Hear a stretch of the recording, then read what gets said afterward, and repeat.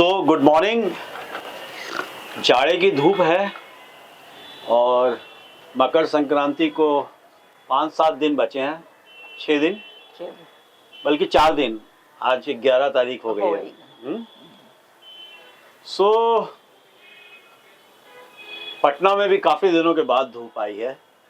हाँ, आपने मैं हूँ विमल चुन्नी, आप देख रहे हैं बिहार व्यू और मेरे साथ हैं चैतौली राय, जो पेशे से टीचर हैं और रिटायर कर गई हैं, लेकिन फिर भी पढ़ाने का जो शौक है वो खत्म नहीं हुआ है। और हम लोग बात करेंगे थोड़ा पटना के बारे में, थोड़ा पढ़ाई लिखाई के बारे में, और थोड़ा यूं ही बात करेंगे। बात का कोई लक्ष्य नहीं है, लेकिन हाँ, बात करेंगे। So how are you? Fine. कैसा चल रहा है जीवन अभी? घूमना फिरना, जो कि मैं जब रिटायर्ड नहीं थी तो जरा अंकुश लगे हुए थे उस पे। बार बार छुट्टी मांगना थोड़ा पॉसिबल नहीं होता था। अब तो बिंदास छुट्टी लो और जाओ। तो henceforth डेस्टिनेशन वेडिंग, तीर्थ स्थान घूमना, that has come into my agenda, क्योंकि अब तो ट्यूटोरियल क्लासेस, जैसे मेरा उज्जैनता क्लासेस चलता है, सो नो प्रॉब्लम। अगर मैं छुट्टी भी लेती हूँ तो there is a possibility of online classes with the children, तो मैं ऑनलाइन ले लेती हूँ उन लोग का। तो ये भी पेरेंट्स की शिकायत नहीं होती है कि मैम ने बहुत छुट्टी लिया और नहीं पढ़ाया, ट्यूशन फीस भी दिया पर मैम ने नहीं पढ़ाया, वो भी है। और मेरा खुद का रिलैक्सेशन है। एंड डेफिनेटली मैं एक चीज तो जरूर बोलूंगी कि रिटायरमेंट के पहले जो मेरे चेहरे पे टेंशन था, वो सारे हट गए and I am glowing, looking much younger than before. जनवरी का महीना है और जनवरी के महीने के बाद फरवरी और मार्च जो है वो बहुत टेंशन का समय होता है। यूं तो क्लास 1 से लेके 12th तक के बच्चों के लिए होता है, लेकिन 10th और 12th का बोर्ड एग्जाम होता है इस वक्त। तो क्या व्यूज देंगी, क्या टिप्स देंगी अपने? हाँ, 10th एंड 12th के लिए ये बहुत क्रूशियल पीरियड है। और अभी थोड़ा पेरेंट्स को भी उन बच्चों के साथ रहना पड़ेगा to give a psychological support. उन्हें पढ़ाई की सपोर्ट नहीं चाहिए, उन्हें साइकोलॉजिकल सपोर्ट कि हाँ मम्मी है, थोड़ा कॉफी बना दे रही हैं, चाय बना दे रही हैं, खाना गरम दे रही हैं, परोस रही हैं। तो दैट गिव्स अ इंसेंटिव और impetus to the children to do better. Moreover, बच्चों से तो एक बात मैं जरूर कहना चाहूंगी कि कम से कम मोबाइल यूज करें। अभी ये 2 महीने कम से कम मोबाइल यूज करें, ना ही करें तो बेटर है, क्योंकि वो भी एक बहुत बड़ा डिस्ट्रैक्शन का सोर्स हो जाता है। और ऐसे तो टीचर्स सारे पढ़ा चुके हैं, तो नेचुरली अब है री रिविजन, रिविजन, री रिविजन, री revision, once, twice, thrice, 4 times, 5 times, as much as you can do. And for ICSE students, definitely, and for CBSE also, it's the same thing, MCQs. So when you are attempting MCQs, you have to be thorough with the chapters. ऊपर ऊपर पढ़ने से नहीं होता है बच्चे, जाना अंदर पड़ता है। You have to go deep into it and then study. Unless and until you go deep, you will not be able to solve the MCQs, because you cannot expect MCQs from the back of the book. And the pattern of the ICSE board has also changed. They are giving more of relevant based questions on modern things happening around you. So you have to be very, very aware of what is happening inside and outside you, and the latest technologies and latest relevant political, climatic scenario of the world. For geography students, the climatic scenario; for political students, it should be the politics; and for science students, the latest developments. अभी actually में जो CBSE culture आया है जब से, तब से marks जो है 100 में 100, 100 में 99, 100 में 98, इस तरह के मार्क्स लाने वाले बच्चे भी काफ़ी हैं। लेकिन कुछ बच्चे ऐसे भी हैं जो 70%, 70%, 75%, 80%, इवन मोर देन 60% जो लेके Below आते हैं, 60% भी होते हैं, हाँ। बिलो 60% भी होते हैं। तो कितना मार्क्स जो है, परसेंटेज कितना माने रखता है? देखिए, अब तो हो गया है कंपटीशन, पर मैं इस कंपटीशन को बिलीव नहीं करती हूँ। एक 60% के नीचे का बच्चा शायद वो बहुत अच्छा डॉक्टर बन सकता है 90% बच्चों के कंपैरिजन में। वो है एक आईक्यू। ठीक है, आपने रट के 90% ला दिया और उस बेचारे को जितना समझ में आया उसी में वो उसने 60% लाया। मे बी वो बच्चा आपसे ज्यादा एक्सेल करता है, वो बच्चा ज्यादा नॉलेज रखता है, उसके पास प्रैक्टिकलिटी है जो आप 90% बच्चे के पास नहीं है, तो वो सिचुएशन को प्रैक्टिकली हैंडल कर सकता है। तो ये कंपैरिजन करना, अरे तुम्हें तो 60% आया, तुम्हें कहाँ एडमिशन मिलेगा, नहीं। इस टाइम पेरेंट्स को थोड़ा बूस्ट अप करना चाहिए। There are lot of opportunities. आजकल हमारे टाइम के थोड़े हैं कि साइंस पढ़ो तो साइंस पढ़ो, आर्ट्स पढ़ो तो आर्ट्स पढ़ो, ये नहीं होता है ना। आजकल इतने फील्ड ओपन है। अब अगर आप देख लो श्वेता सिंह ऑफ आज तक, वो क्या थी, वो मेरी स्टूडेंट थी आर्ट्स में, कंप्लीट आर्ट्स में 7 बच्चे जब सेंट जोसेफ्स में शुरू हुआ था आईएससी 11, 12, और आज देखिए वो कहाँ टॉप पे एज अ जर्नलिस्ट पहुंची हुई है।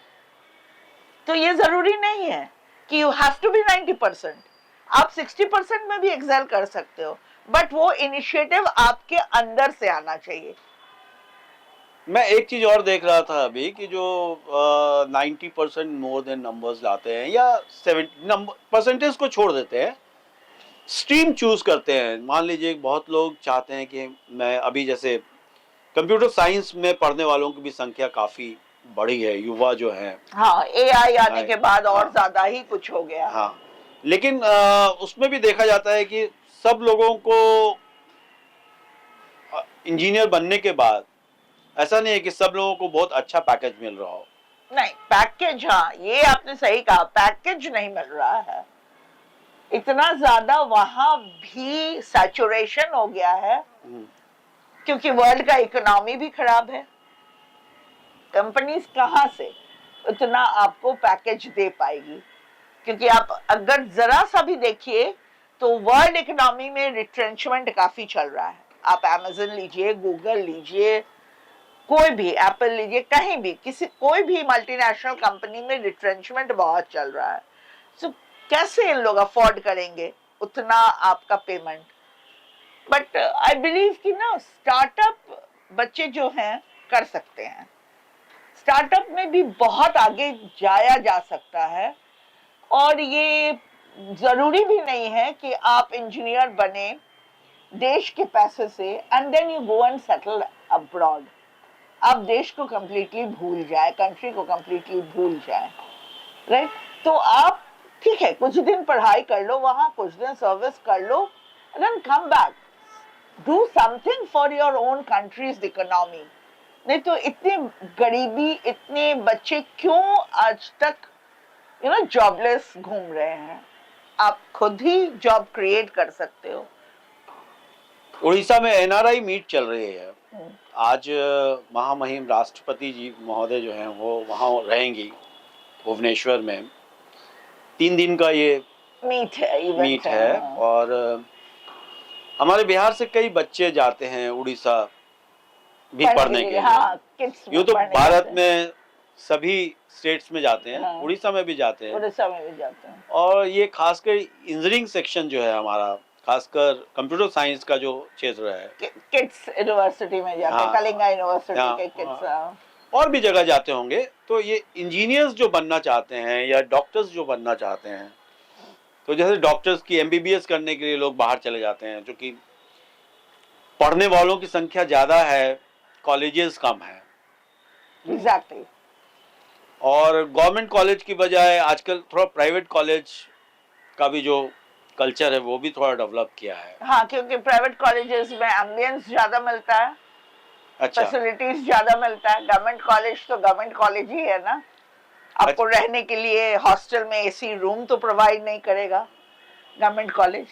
प्राइवेट कॉलेज आपसे 18 लाख 20 लाख लेगा, पैसा लेगा लेकिन क्वालिटी भी देगा।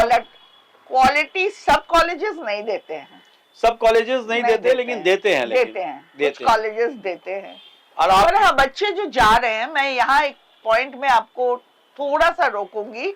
बच्चे जो जा रहे हैं उन कॉलेजेस में उनका रैंकिंग वो पहले देख लें, प्लेसमेंट पहले देख लें, तभी उस पे इन्वेस्ट करें। यूं ही नहीं पेरेंट्स का पैसा बर्बाद करें।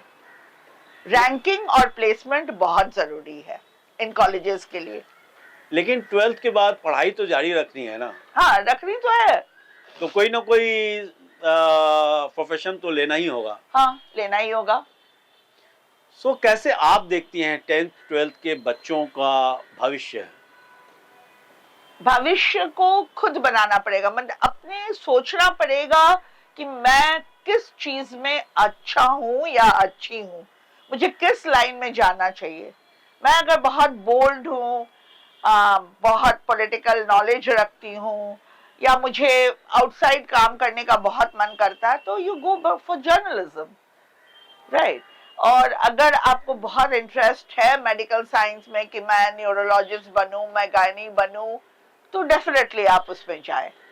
तो ये डिपेंड करता है आपके चॉइस पे, and you have to assess yourself कि वाकई मैं इस लायक हूं। ऐसा नहीं हो कि 3rd ईयर 4th ईयर पहुंचते पहुंचते आप सुसाइड कर लो, क्योंकि प्रेशर बहुत होता है पढ़ने का। तो you have to assess yourself first कि मैं उतना प्रेशर ले पाऊंगा या ले पाऊंगी या नहीं। मैंने देखा है कि ये जो अभी जो कल्चर एक नया जागा है, बहुत बच्चे दोबारा आर्ट्स की तरफ अट्रैक्टिव हो रहे हैं, लैंग्वेज की तरफ या फिर हिस्ट्री की तरफ, सोशोलॉजी की तरफ, साइकोलॉजी की तरफ है। आप इसको कैसे देखते हैं? बिकॉज यू आर आप ज्योग्राफी और सिविल पढ़ाती थी। हाँ, मेरा तो आर्ट स्ट्रीम था।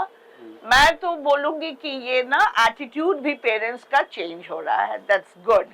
यू नो, दिल्ली यूनिवर्सिटी में 12 साइंस करने के बाद बच्चों के, साइंस के बच्चों का एक ये लगा रहता था कि हम 12th में दिल्ली यूनिवर्सिटी में पढ़ेंगे, वो आर्ट्स ही क्यों ना हो।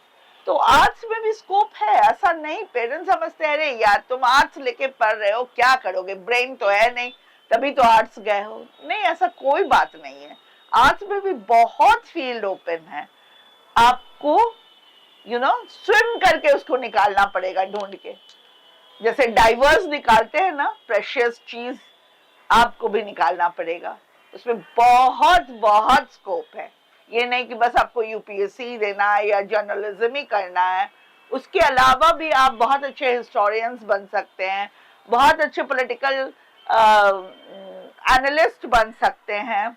ज्योग्राफिकल सोसाइटी में आप अपने को कंट्रीब्यूट कर सकते हैं। अगर आप डेयरिंग हैं तो आप न्यू यू नो इन्वेंशंस ला सकते हैं, आप माउंटेन्स, एंड देन उसी में आपका एक इंटरेस्ट हो जा सकता है फोटोग्राफी पे, जहां आप वाइल्ड लाइफ और ये सब ओशन फोटोग्राफी या वाइल्ड लाइफ फोटोग्राफी पे आप जा सकते हैं। अब मैंने कहा ना कि आपको अपना ढूंढ निकालना होगा।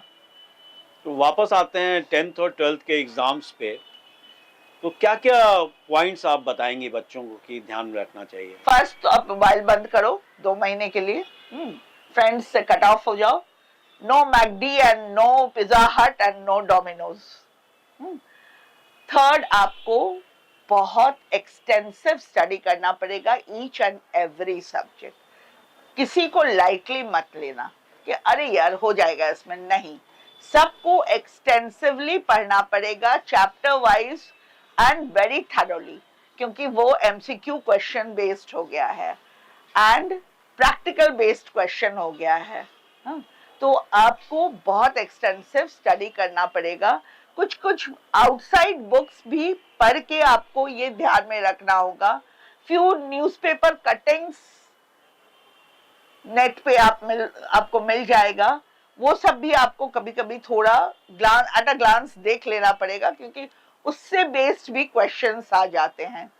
तो द मेन पॉइंट इज ये 2 महीने give your 100% to the studies, कोई और डाइवर्शन नहीं।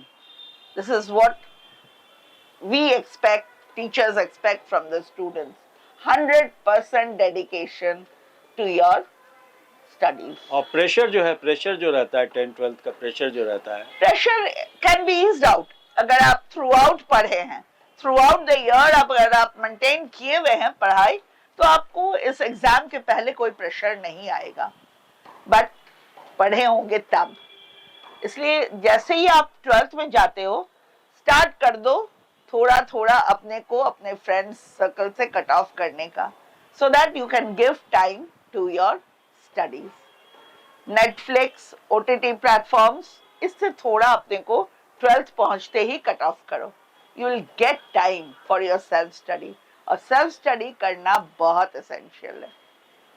और 10th के बच्चों को जो कि बहुत डिसाइडिंग होता है कि वो कौन से स्ट्रीम में जाएंगे, तो ये बात भी एक पॉइंट है कि 10th के बाद डिसाइड करना पड़ता है। तो हेंसफोर्थ आप देख लो कि कहाँ आपका स्ट्रॉन्ग पॉइंट है, उस स्ट्रॉन्ग पॉइंट को ज्यादा फोकस करो। अगर आपको आर्ट्स बहुत स्ट्रॉन्ग है आपका, तो आप आर्ट्स पे फोकस करो, क्योंकि हिस्ट्री, ज्योग्राफी, इंग्लिश, हिंदी ये कंपलसरी सब्जेक्ट हो जाते हैं। तो अगर आप आर्ट्स में फोकस करते हैं और आर्ट्स ही को लेना है, तो इन सब्जेक्ट्स पे ज्यादा फोकस करो। साइंस को भी दो, ऐसा मैं नहीं कहूंगी कि साइंस में फेल करोगे तो आपको पास सर्टिफिकेट मिल जाएगा, ऐसा तो नहीं होने वाला। तो जिसमें आपको जाना है उस लाइन को आप अच्छे से पहले से ही पकड़ लो, एक मोटिव बना लो 9th से 10th में जाने पे ही कि हमें आगे क्या करना है, 11th में कौन सा सब्जेक्ट चूज करना है। सो ये है इस महीने का जो है सबसे इम्पोर्टेंट जो टाइमिंग है, वो यही है कि भाई ये फरवरी और मार्च जो है, फरवरी में ही मेरे ख्याल से बहुत से फरवरी में शुरू हो जाएगा, 16-17 फेब से ICSE वगैरह शुरू हो जाएगा, और CBSE भी मेरे ख्याल से। CBSE अभी तो मुझे लग रहा है कि ICSE का प्रैक्टिकल्स वगैरह शुरू हो गया है, फाइनल प्रैक्टिकल्स। सो काउंटडाउन शुरू है। हाँ, काउंटडाउन शुरू है, एग्जैक्टली आपने सही कहा है, काउंटडाउन शुरू हो गया है। सो बहुत ज्यादा टेंशन लेने का नहीं है। नहीं, टेंशन लेने से ना वो आपको एक प्रेशर आ जाएगा, और फिर एग्जाम के दिन मैंने देखा है अपने करियर में, बच्चे बेहोश हो जाते हैं, बच्चे एकदम अजीब सा बिहेव करने लगते हैं। नहीं, ये अगर आप थ्रू आउट मेंटेन करते हैं ना बैलेंस अपनी पढ़ाई का, तो ये नहीं होता। अब तो एक्चुअली में अब तो आप मोर्चे पे हैं। हाँ, तो इसलिए पहले से शुरू करना होगा। युद्ध भूमि पे है। हाँ, तो फिर इस समय टेंशन लेने का क्या फायदा। और इस समय जो है माँ बाप, भाई बहन, सबका मेंटल चाचा, मामा, मौसा, ये पड़ोसी अड़ोसी, दोस्त, इनका प्रेशर कुछ ज्यादा होता है। कुछ ज्यादा हो जाता है, ये कह के कि उसका बच्चा 90% लाया, तुम्हें भी लाना है। तो मैं इसी जगह एडवाइस करना चाहूंगी, don't compare your child to anybody else, let the child grow himself or herself। वो खुद आपको प्राउड बनाएगा, खुद ऐसा करेगा कि आप एक दिन कहोगे कि मैं अपने नाम से नहीं जानना चाहता हूं अपने को, तुम्हारे नाम से मेरा पहचान हो। इसलिए बच्चों को एकदम एट ईज छोड़िए, कोई कंपैरिजन नहीं कीजिए। ये चाचा, मामा, पड़ोसी तो पूछेंगे कहाँ कैसा तैयारी चल रहा है बच्चे का। नो, मम्मी उसको कहूंगी कि कोई आंसर नहीं करो, हाँ पढ़ रहा है, वो तो रिजल्ट बताएगा क्या किया है नहीं किया है। अब मैं पहले से कैसे कह दूं कि 90% ही आएगा। ठीक है, शायद वो बच्चा 90% का है, उसकी मम्मी को पता है, बट ये बोलने का नहीं होता है ना, तब वो बच्चा और प्रेशर में आ जाता है कि देखो मम्मी बोल रही है, इसका मतलब मुझे 90% लाना ही है। तो ये टेंशन को ईज आउट करने का टाइम है। जितना हो सके मम्मी और पापा उस बच्चे को टाइम दे, और किसी के साथ कोई कंपैरिजन नहीं, इवन कि अपने सिबलिंग्स के साथ नहीं। जो बच्चे बड़े बच्चे हैं वो अगर बहुत अच्छा कर रहे हैं तो उनके साथ भी इस समय कंपैरिजन नहीं। क्योंकि अगर आप 60 और 70% भी लाते हैं, 60% या 70% भी लाते हैं आप 10th या 12th में, इसका मतलब ये नहीं है कि फ्यूचर में आप आपकी जिंदगी खत्म हो गई। नो, हो सकता है बाकी लाइफ में आप 100% दे और जो 99% लेके आया उससे आप बहुत आगे हों। मैं तो वही कही ना कि 60% में अगर आप डिप्रेस्ड हो जाओ, मॉरली डाउन हो जाओ, तो नहीं, आप कोशिश करो उसको वो 100% को भी डिफीट देने का। एक दिन मैं उससे बड़ा बन के दिखाऊंगा, ये एटीट्यूड रहना चाहिए। जब तक अपने में विल पावर नहीं होगा ना, बच्चे कर नहीं पाएंगे। Will power is very essential and support of parents without comparing with anybody else. So हम हैं पटना में इस वक्त और मेरा नाम विमल चुन्नी है। आप देख रहे हैं बिहार व्यू, मेरे साथ हैं चेतवाली रॉय। तो मैं चाहूँगा कि बातचीत को ख़त्म करने से पहले आप कुछ मैसेजेस देना चाहते हैं स्टूडेंट्स के लिए और पटना वासियों के लिए। हाँ, जितने भी पटना में पेरेंट्स हैं जिनके बच्चे अभी 10th 12th अपियर कर रहे हैं, ICSE, CBSE, Bihar board, any other board, be cooperative with your